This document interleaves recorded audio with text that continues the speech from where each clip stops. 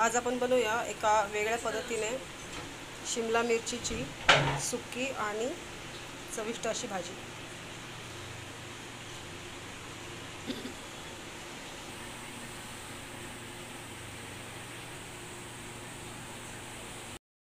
यासाठी इथे मी 2 मोठ्या आकाराच्या शिमला मिरची घेतलेल्या आहेत। आपण यांना लांब आकारामध्ये कापून घेऊया। मिरची ते लांब आकारात मी कापून घेतलेली आहे आणि आता त्यासाठी आपण एक मसाला तयार करूया।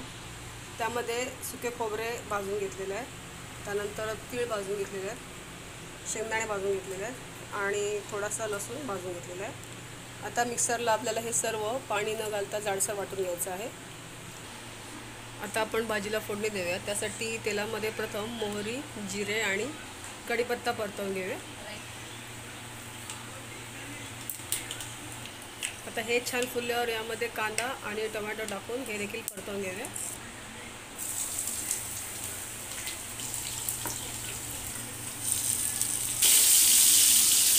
आता यामध्ये चिमूटभर हिंग आणि काही पावडर मसाले मिसळून घेऊया। या पावडर मसाल्यांमध्ये आपला घरगुती मसाला, धणा पावडर, हळद पावडर आणि गरम मसाला आहे।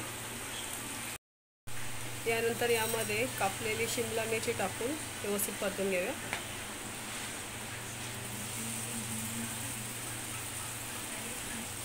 बऱ्याचदा असं होतं की आपल्या घरामध्ये लहान असो किंवा मोठे एकाच प्रकारची भाजी बनवली तर नाक मुरडतात, पण तीच भाजी जर आपण एका वेगळ्या पद्धतीने बनवली तर अगदी ताट चाटून पुसून खातात। म्हणून आपण ही एक वेगळ्या पद्धतीची भाजी बनवलेली आहे। आता ही भाजी व्यवस्थित परतून झाल्यावर यामध्ये आपण तयार मसाला टाकून परतून घेऊया।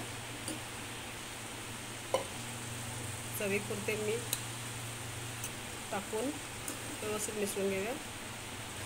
बरं, महत्त्वाचं म्हणजे ही भाजी आपल्याला झाकण न लावता वाफेवरच शिजवून घ्यायची आहे। तर इथे तुम्ही बघू शकता आपण 5 ते 7 मिनिटं ही भाजी व्यवस्थित परतून घेतलेली आहे।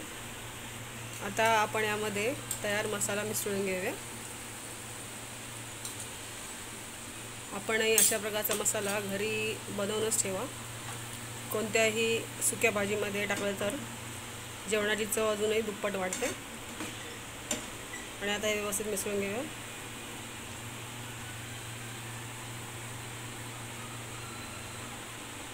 तसेच आता आपली ही भाजी तयार झाली आहे, तर यामध्ये आपण वरून थोडीशी कोथिंबीर टाकूया।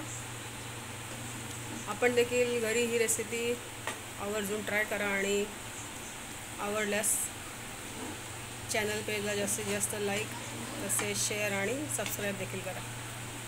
पुन्हा भेटूया अशाच एका छानशा रेसिपीसह। धन्यवाद।